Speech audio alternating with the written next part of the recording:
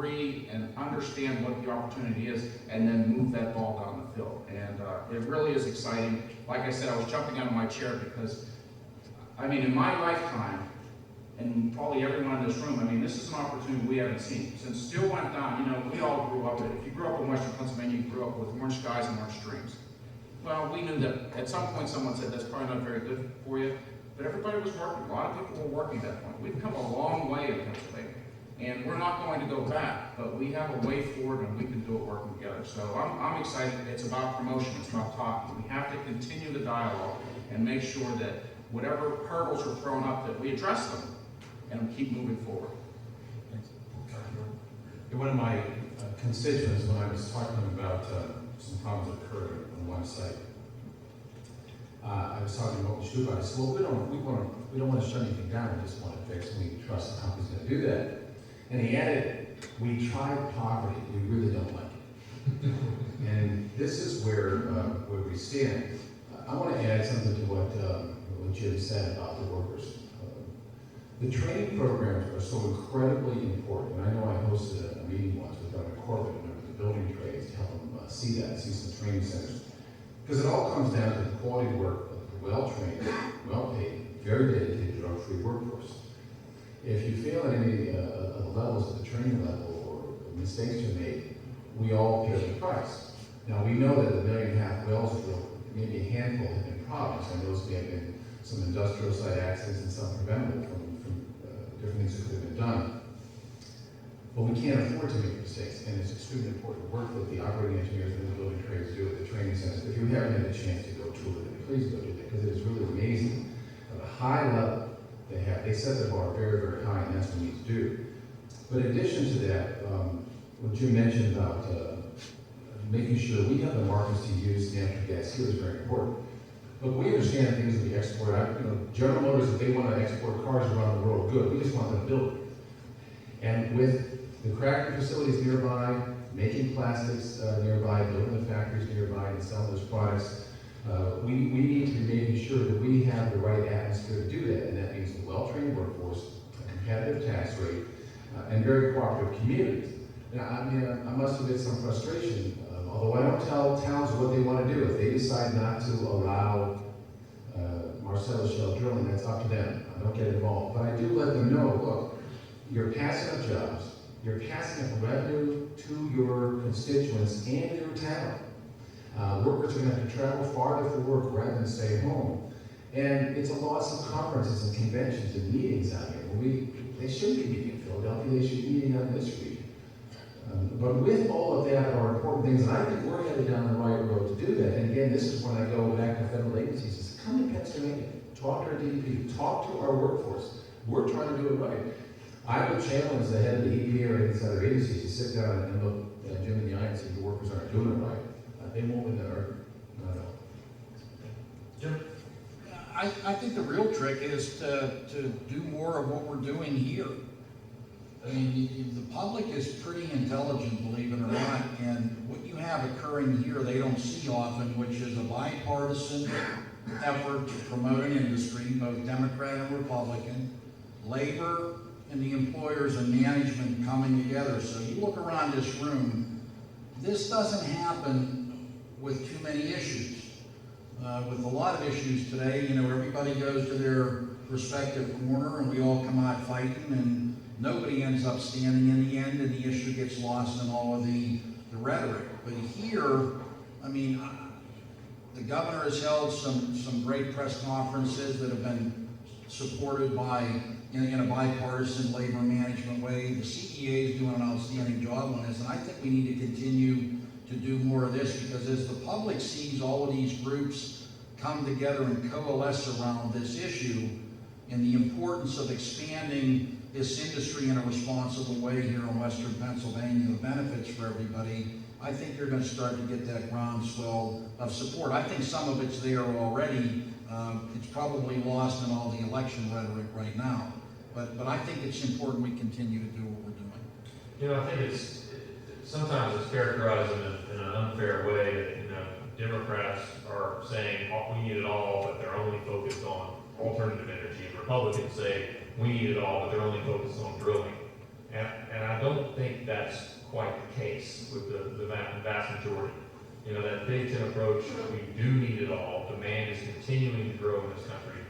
Oil and natural gas, clearly for the next several decades, are going to be the vastly dominant resource, while we diversify and look at alternative energy and become more energy self-sufficient. Pennsylvania's role in leading that discussion, I think, is critical. But yet you still see, even in Pennsylvania, I see it in Texas, you see it elsewhere, opposition groups that come out and create some questions that say, to your point, Congressman Critz, it's not obvious to some that this revolution that's occurring is allowing the job growth and everything else. It's those groups that are focused solely on saying no to energy development. And it's not just oil and gas, it's nuclear, and you find opposition groups to wind and solar and hydro and all the rest. How do we overcome that? Well, sorry, Tim, but I get excited that I grabbed the microphone. You got excited. But, you know, many times I see, and being on the Democratic side of this equation, is that many times I think our job is to lower expectations. And I've given this comment many times since I got into this job, is that, you know, hydrofracking, drilling for natural gas, it's heavy industry. When you drill a hole in the ground, flowers don't come out of it. And in Western Pennsylvania, we used to know what heavy industry meant. I mean, when we had mines all over the place, when we had the mills running, heavy industry has a price. But we've come, and I said it earlier, we've come a long way in Pennsylvania, and that's where, as Tim was mentioning, get EPA, if they would just come to Pennsylvania and talk to Secretary Prancer and just say, look, what is going on? Why is Pennsylvania so successful at moving the ball down the field in a managed and the right way? There are going to be accidents. This is heavy industry. There are going to be accidents. You hope that there never will be. But Commissioner Spanik can tell you about when he was at the shell plants in Louisiana. Their focus on safety is that there was a comment made that by the end of their tour, which was only a couple of days, they could all recite the safety mantra because they heard it so frequently. So from the top, you have very safety-conscious organizations, and they are driving that down through the subcontractors. But many of those accidents that have happened have been at that subcontractor level, and it has to be, you know, that sort of look. If you cut corners and make a mistake and it caused something to happen, you won't work in this industry again. And I think that's what from Shell. I mean, they are so strict in their safety, so we see that happening.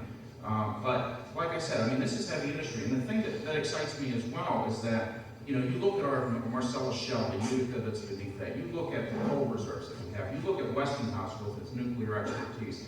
You look at Gamesa, which is making turbines, wind turbines up in Cambria County. The solar panels being made in the Mon Valley. I mean, Western Pennsylvania, if we are not the energy capital of the world, we're darn close to it. And there is so much opportunity here. And I keep saying the word opportunity because I'm really, to me, it's unbelievable that everyone hasn't grasped this yet, and that I mean, there's still this educational process.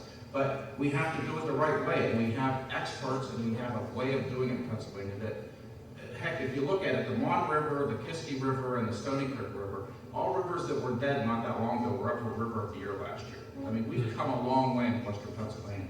They have the Bassmasters Fishing Tournament at the Point here in Pittsburgh. We've come a long way in Pennsylvania. We know how to do it, but you're right. You get agenda-driven information, and I think Secretary Hanger, who's here, could probably talk about a New York Times article that I remember reading, and he had to respond to, is that, look, misinformation doesn't help anyone. Let's get the facts out there. Let's get industry working with everyone along the way, which we see, to make sure that we all know what's going on, what can be happening, and when there are problems that we address them quickly. And that's really how we solve this. So, thanks. Congressman, a few quick words. Well, Mark had mentioned I served in the Navy Reserves as a psychologist, and I worked at Walter Reed National Military Medical Center in Bethesda. I worked as a psychologist there, as an officer in the Navy, and I worked with traumatic brain injury and post-traumatic stress disorder veterans. And when I see them coming back, missing a hand or a foot, an arm, a leg, both legs, maybe both arms, both legs, half their face, an eye, half their brain, And I recognize that we are sending our blood and treasure overseas to defend OPEC oil. Or we're going to Afghanistan where the Al-Qaeda and the Taliban are funded by OPEC oil throughout Iran. Or we may end up in potential likely future wars in Iran or perhaps North Korea, which is a partner of OPEC countries. Something is terribly wrong here when we will not draw for our own oil and natural gas and use our own coal. And instead say we're willing to send our young men and women out there to be killed or maimed in defense of those other oil fields. Somehow believing that those same young men and women would not be just as dedicated to doing the right job with mining and drilling here. And I've been around some of the operating engineer work, the IBEW, the carpenters.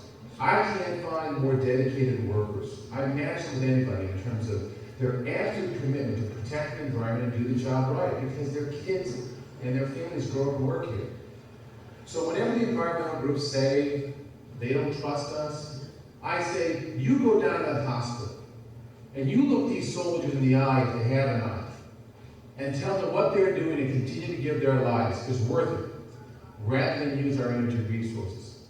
And if you can do that, then you have a pretty cold heart.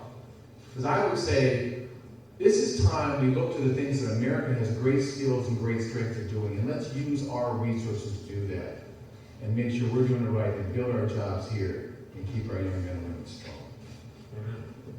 Jim, last word yours. Last word, you're never going to satisfy the extremes, whether they're on the right or the left. I don't care what you do.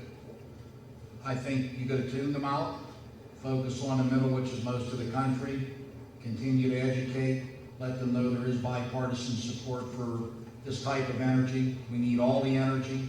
I've spoken at a number of environmental groups, usually get I run bulldozers and run all the trees over, so I'm not always welcome. But I keep reminding them that when they're done with their meeting, they run home, turn the air conditioning on, sit down with a laptop, which they just plug in, that's made with plastics and a lot of other stuff, and realize where all of that came from. And it's not just from wind and solar, which we benefit from, but it's going to take all of these energy sources together and used in a responsible way to create an energy policy. But again, I think oftentimes the extremes on both sides seem to grab everybody's attention. We need to just start to tune that out and look to most of America, which is actually in the middle.